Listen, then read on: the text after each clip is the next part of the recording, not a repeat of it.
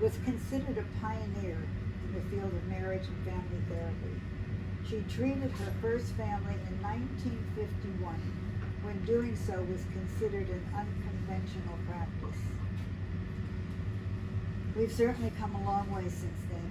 It is only recently, in fact, perhaps in the last 30 years, that we have been able to discover the invaluable insights that therapists like Satir promoted, as we finally come to understand the importance of creating and maintaining conscious, mature, and healthy relationships. Judith's whole life and career were dedicated to asking the right questions and recognize the appropriate answers. It was as if her understanding arrived just in time, 2 months before her demise, when she shared her introspective insights with us. Her generosity of spirit serves as an example of someone who kept searching for answers to questions which most of us really never ask. The tragedy of tragedies is to face your death and not know who you are. Judith searched deeply, inspired by General Manly Hopkins, an English poet and Jesuit priest in the 1800s, who left us all a provocative quote: "What I am is me, for that I came." What I am is me, for that I came. Judith's quest reminds me of Hermann Hesse's Siddhartha, whose spiritual journey was one of self-discovery. In her own way, Judith exemplified and embraced the most important questions and answers we must learn and integrate on our own path to having conscious relationships.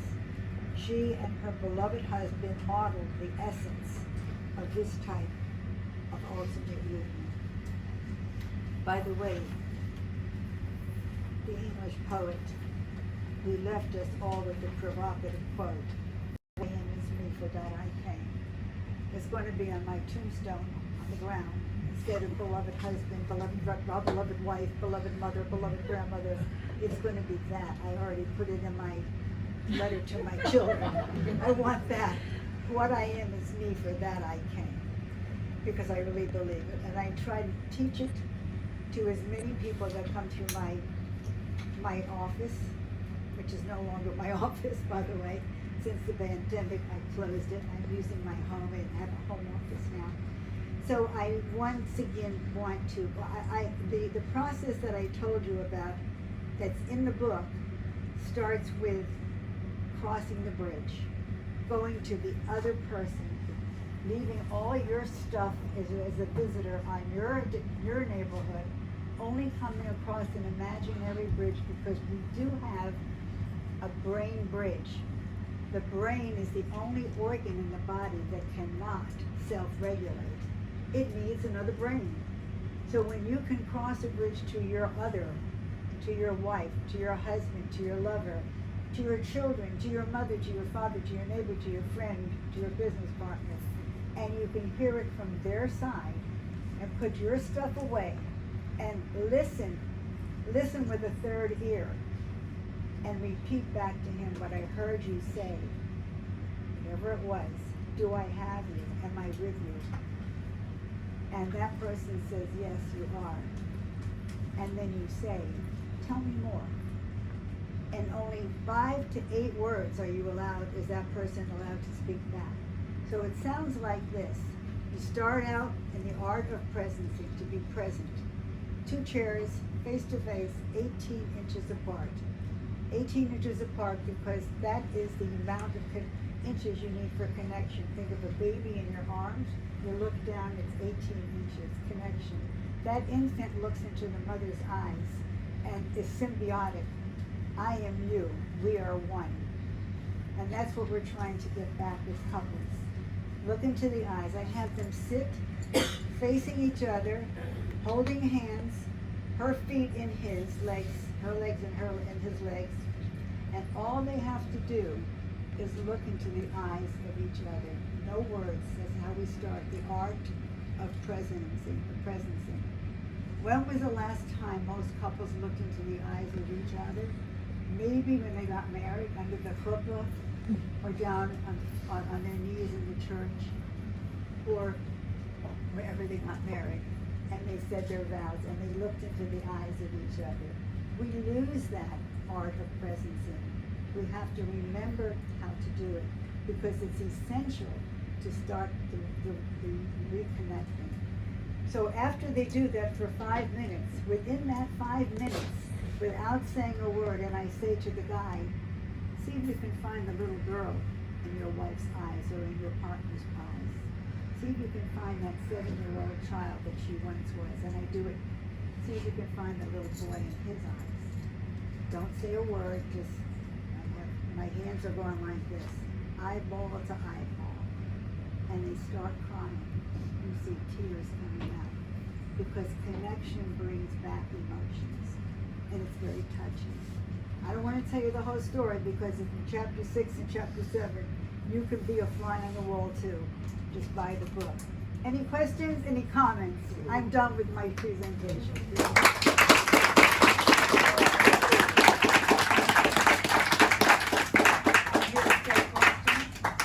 My brother. I know a lot of this crap. I personally know that you've had many stormy relationships, whether in marriage or long-term boyfriends.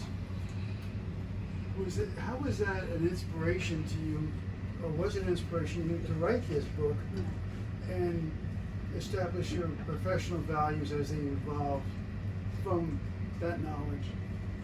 It was a mission, because I had to figure out, how did this happen? I grew up in the 50s with the, it was kind of an expectation to get married, you have children, and you live happily ever after. That's what I was told by my parents.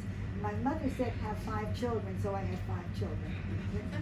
And lived out everybody's assignments perfectly. But that's not the way it was. I thought I married a man that I loved, and I did. I loved Paul. And I knew he loved me. But we hadn't a clue about how to be a couple together. And I kept having babies. So it was... Oh, look at them. Two of them right here, Eric and Monica. I had 5, all in 8 years. But we had our issues, and I don't want to get into that because that's personal, and he's here, and I don't want to break any confidentiality. But it didn't work out. We were married 13 years, and we got a divorce. And we're 45 years in the divorce. And he's been with other people, I've been with other people. But we have love. I love him, he loves me. We have 4 children left. I lost a daughter. And I had to find out what I did wrong, what happened. So by the stroke of luck, I got thrown into psychotherapy when I was 32 after I had the 5th child. And I stayed with this psychotherapist for 12 years. Some of it was group therapy, some of it was psychoanalysis, and some of it was psychotherapy. And at the end, I said to him, he would rock in the chair with a pipe. He was Freudian. He didn't do the kind of work I do. He just listened and commented occasionally to make me think. And one day I said to him, I want to do what you do, but I don't want the pipe. So he said, put your money where your mouth is. And I went back to school with 5 kids, divorced, and I got my graduate degree at Barry. And I went into private practice. And I'm not the only one that's done this, because I know there are people here in this audience who've done what I've done, who, for whatever reason, whether they became a widow early in life or whether they got divorced, I learned that I had to stand on my own 2 feet. And that's when I wrote the first book, The Myth of the Maiden, because every value, everything that was told to me growing up in the Victorian age, and I did grow up in the Victorian age, the 50s was still the Victorian age. And so Elvis came along and shook his hips and broke us into the sexual revolution, and then everything changed, and then the women's movement, and I got caught in that stream between the Victorian age and the New Age. So not unlike what I did with Pammy, my oldest daughter, who unfortunately had bipolar disorder and jumped and killed herself, I had the same mission to get the stigma out of mental illness and mental health. That was another mission. So I had to, and Paul wasn't the only man I married. I had 4, 1 before him and 3 after him, or 2 after him. So I'm not proud of these statistics, but I just had a sense of wonder and curiosity, what went wrong and how to fix it. So it became part of my mission in life, and to understand dynamics of human relationships, what goes wrong, and how to fix it, do my best. That became my life's work. I hope that answered your question. Anybody else have comments or questions? How do you make a decision on mixing or going down one direction or the other as to having private therapy versus group therapy? How do we make the direction and choosing whether to have private individual therapy? Great question. Or couple therapy? Well, I believe that if we live with somebody, or we have a relationship with somebody, individual therapy works for a lot of people, but when you're in a relationship that's on the rocks, or that's polluted, contaminated, I can't imagine working alone with one person. I think you really need to have the dynamic, because it's always, always, always a dynamic. Does the husband drink because the wife nags, or does the wife nag because the husband drinks? It's always a dynamic. And so I really prefer to work with couples. Now, sometimes when you're working with couples, you find out that there's something in one of the individuals that they're not ready to open up and share with their spouse. So I'll have them come in, and I have to build trust between the two of them. There's no really one way fits all. It's very individualized, and you have to make an assessment, like you as a clinician, when to do surgery, when not to do surgery. It's not a science, really. It's more of an art. So I think that, but I really believe in couples therapy. I think if 2 people want to make it work and they don't know how, they need guidance. So I am the guide. I do not tell them what to do. I point out some possibilities, perpetual possibilities. I explore with them. But crossing the bridge and having the encounter is really the way that I've been certified in 5 different marriage therapies. And the one I found with Hetty Schleifer works best for my couples and best for me.